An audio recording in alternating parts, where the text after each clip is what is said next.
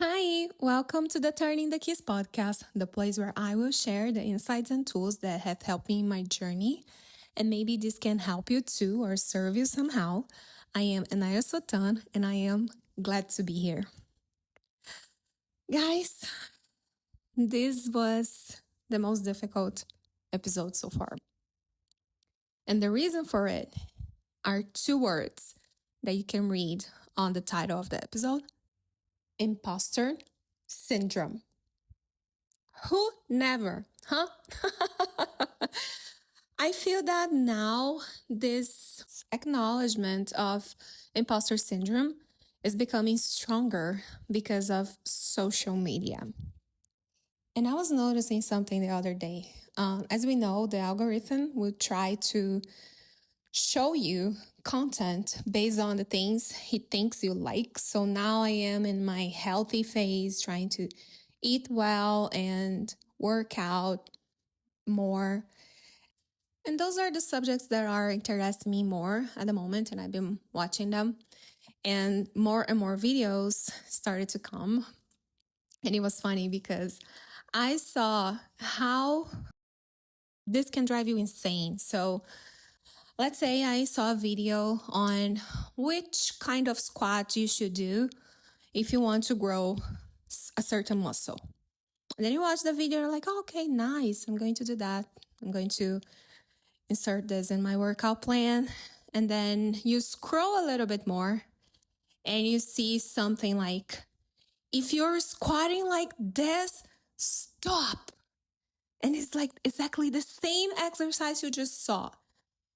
And it can be confusing. Like, what am I doing? Am I squatting right? Am I squatting wrong? Am I going to have the results I want? Or I'm just losing my time? Because there are some titles of videos that are literally, you're wasting your time if you're doing this.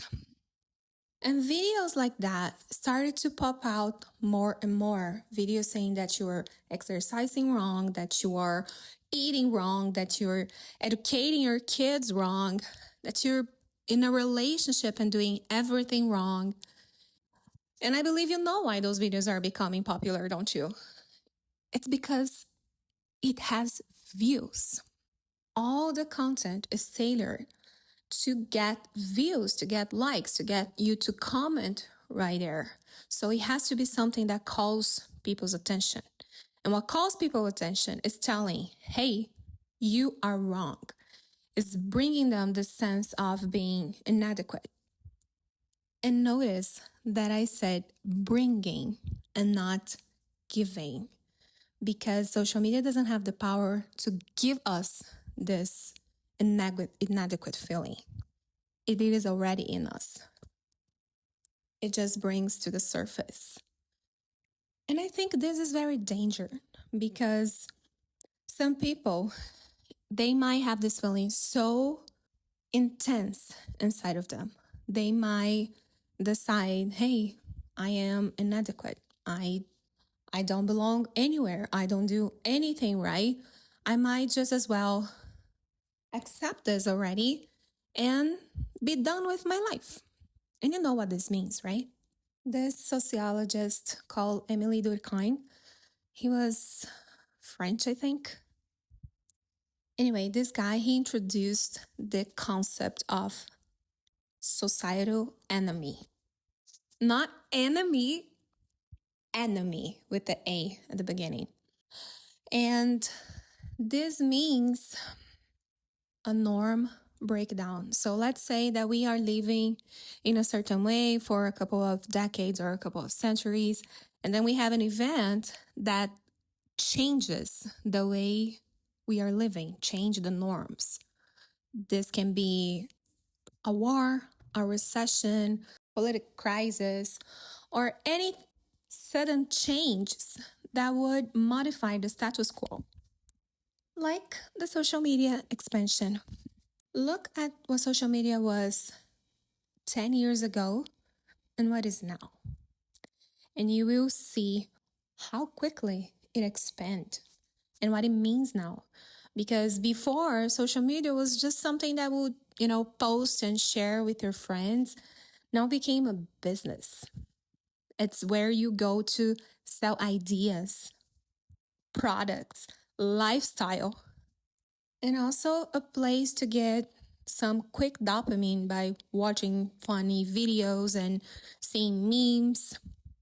And those who know me closely knows the ability that my mind has to trip, right? So I can be watching a news about, I don't know, cute babies, and 2 seconds later, I'm thinking about the planetary transition. You might know that we are, as a planet, transitioning from the third dimension to the fifth dimension. And this is a process that will take a long time, right? And the reason that it takes a long time is because we cannot handle sudden changes. If our environment changes, but our internal filter doesn't change, it will do more harm than good, because something that is not filtered over and over and over ends up intoxicating us. And this is the enemy we are living now. With the social media, we had a sudden change on our way to be a society, and this leads to confusion, alienation, loss of identity, and loss of purpose. And it's on this last one that I want to focus, the purpose, because I believe that this is what has the potential to be our compass on this planet. I am a very intuitive person, and I don't know, I feel like as I mature and as I grow as an individual, my intuition becomes a bigger part of my life. And I've seen that many decisions I make are based on my intuition. So when I left Brazil and moved back to the United States, people would ask me, why did you come back? Did you come to study? Did you come to work? Why did you come? And yes, I wanted to study, but that was not the reason. The reason was because I felt like it was something that I needed to do. So can you imagine me in a serious conversation with people that are completely skeptical about everything, and they ask me, hey, what are you doing here? What did you come here for? And I'll be like, oh yeah, I just felt like.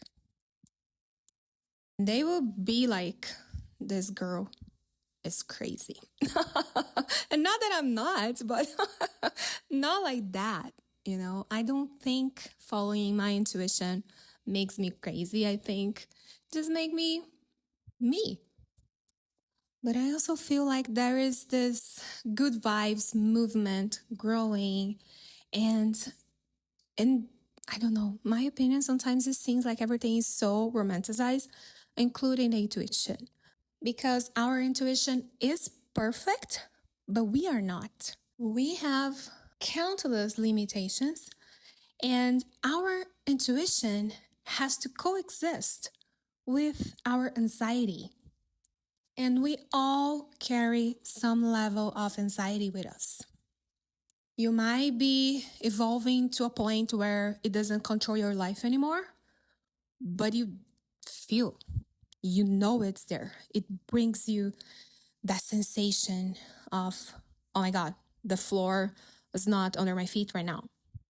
And on the first episode, I talk a little bit about the time and how it's not this line we are used to see. And this is the beauty with our intuition.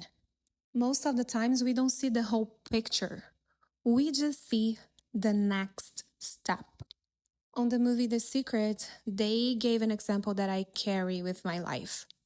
They said, imagine that you are traveling from city A to city B at night, and you have your GPS on, and you have your car's light on. And as much as you can envision arriving to the city B, all you can see on your path at the moment is what your car's light is touching. So a couple of meters or a couple of feet in front of you. That's all you can see. You can trust you're going to get to the city B and you can believe you're going to make it in this much time, but you can only see what is in front of you, what is there in the present moment.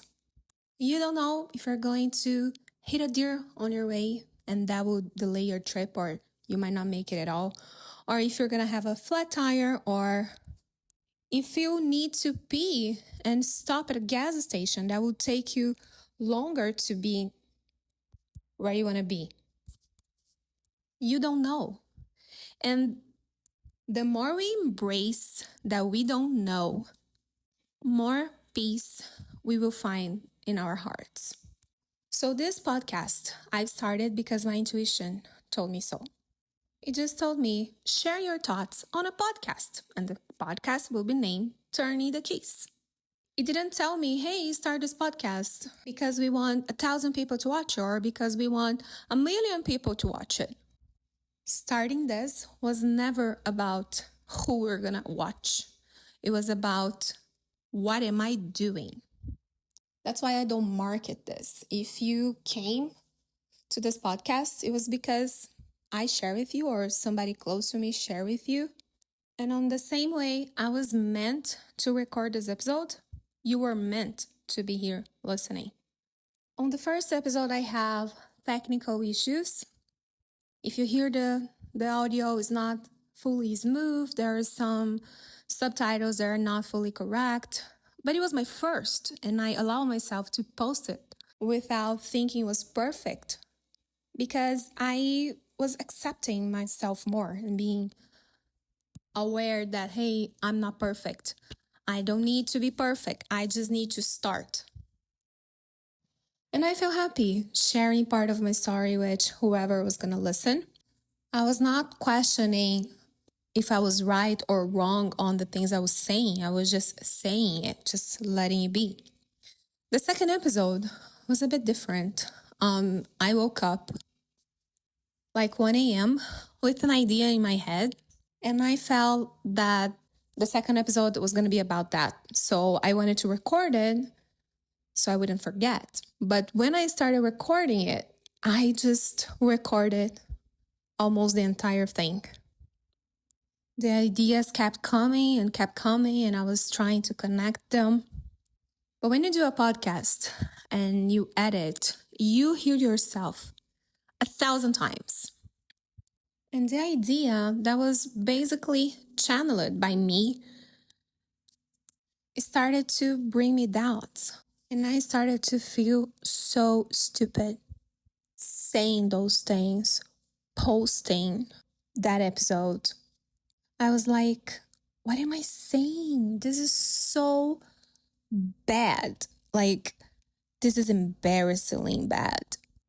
And I didn't want to post it. I didn't want to share. I didn't want to put myself out there. I was just struggling to do it. But I trusted my intuition. I was like, okay, this idea woke me up in the middle of the night. So I know that I was supposed to be saying this. I don't know if it's going to be relevant to anyone, but I know that this is what's supposed to be there. And I posted, but I wasn't feeling good about it. After I posted, I felt like this was it. I was going to post those 2 episodes and I was not going to do anything else because I was really bad and I was just making a fool of myself. I was like, done. But then it comes the intuition.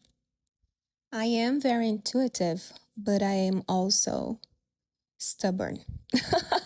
So I feel like my spiritual guides, sometimes they have to yell at me to the point that I feel agony sometimes. And I was feeling this agony, and I would think on the impostor syndrome. This started to come to me stronger and stronger until I understood that this was what happened with my second episode. And this was what I was supposed to be talking about on the third one, because I'm here sharing my experiences after all. So they told me, girl, This is what's happening. Talk about this. Don't stop it. Keep doing it. So here I am. I'm still doing it. I don't know for how long, but I am starting to understanding why I'm doing this. And yes, I want to share my stories, but not because, hey guys, I know all the answers, follow me. It's because I am living my process and building my path as I go. And this is part of my path. This podcast is part of my path because every episode I work on makes me work on something in myself. And this is priceless. To me, this worth more than a billion views, than money, than anything. Evolving my soul, myself, is priceless. So that's why I always start with I'm glad to be here, because I am. And the imposter syndrome has always been a loud voice in my head. And maybe this is what it takes for me to silence that voice. Because, the imposter syndrome comes from a place of low self-esteem and insecurity. And some people has this stronger in them because their construction of self-esteem might not be the most successful one from the start. We started to build this when we are kids, when we are babies, actually. And while some people might have families that would help them to build this by giving the tools, the security, the encouragement they need, others won't have this coming from their families and they will have to build this on themselves. Yes, with the help of the community, because we are social beings, so your friends or a group of interests you like, and always with the help of spirituality, because they're always there looking for us and ready to show us love, compassion, support us in our evolution. And I know it's not the same building this as a kid and building this when you were a grown up and realize no matter what, you are responsible for your life and for your choices and for your growing.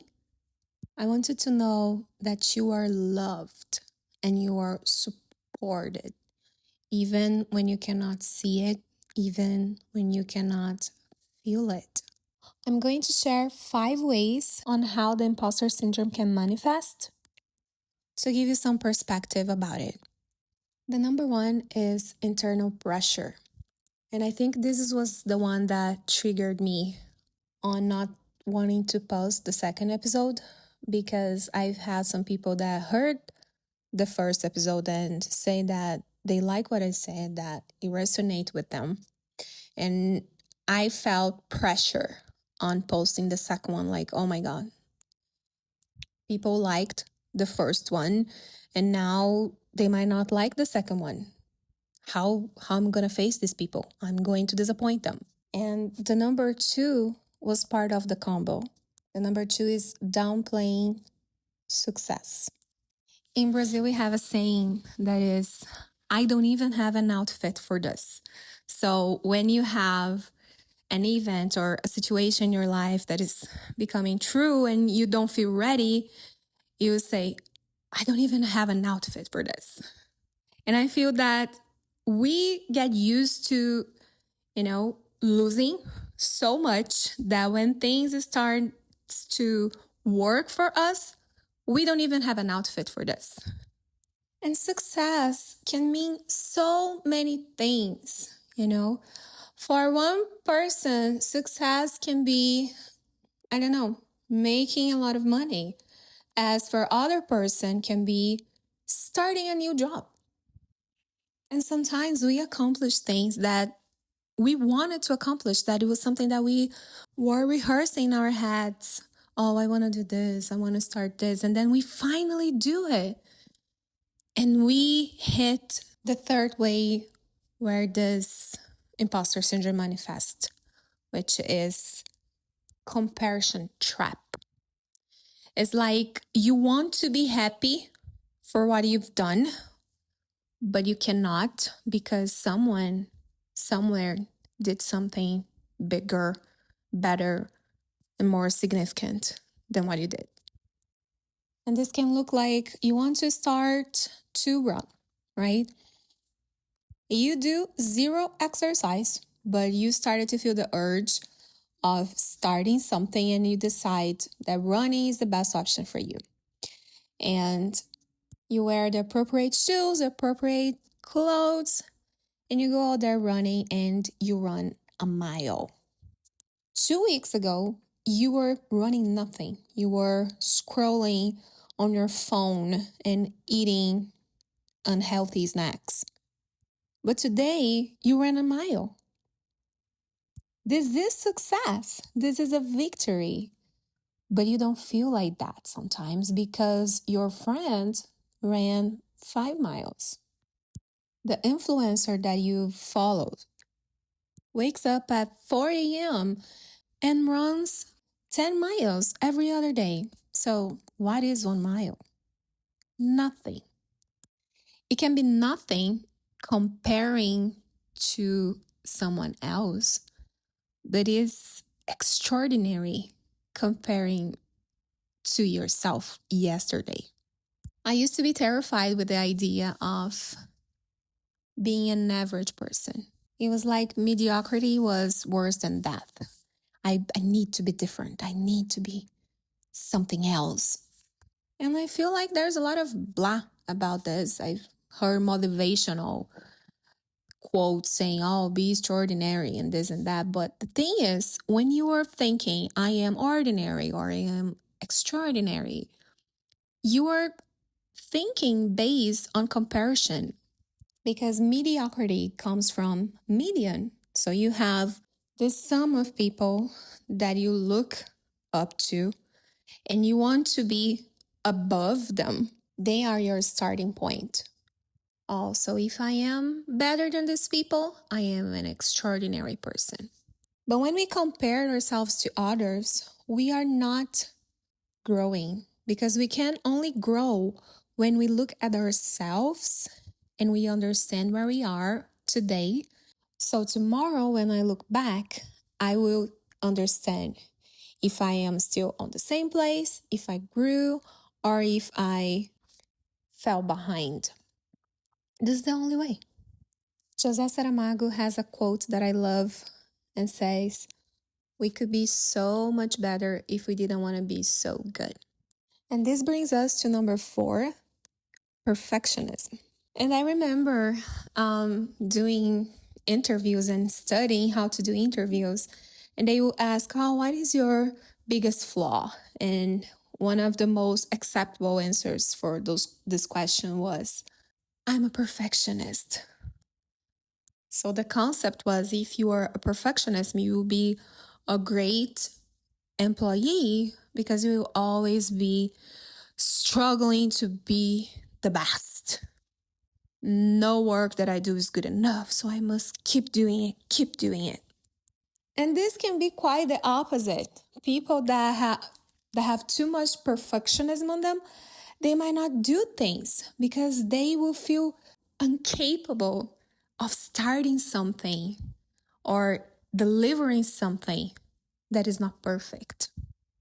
Or they can do because they might have no other choice, it's their jobs after all, but they won't feel confident on what they are doing. And boy, confidence is so beautiful. And on the same way that too much confidence can show as being arrogant, having no confidence can show as being humble. That leads us to the number 5, which is I struggle to accept compliments. A few years ago, I read an article about this, and it was saying that confident women scared men. And I can totally see that because a few times I've heard that I was intimidating. And I internalized that, but I don't think I was intimidating. One of the guys who told me that, he said that I was intimidating because I was smart. And he was kind of expecting that I was dumb because I was an immigrant. It was like, what the heck? Sorry, I have a brain, dude.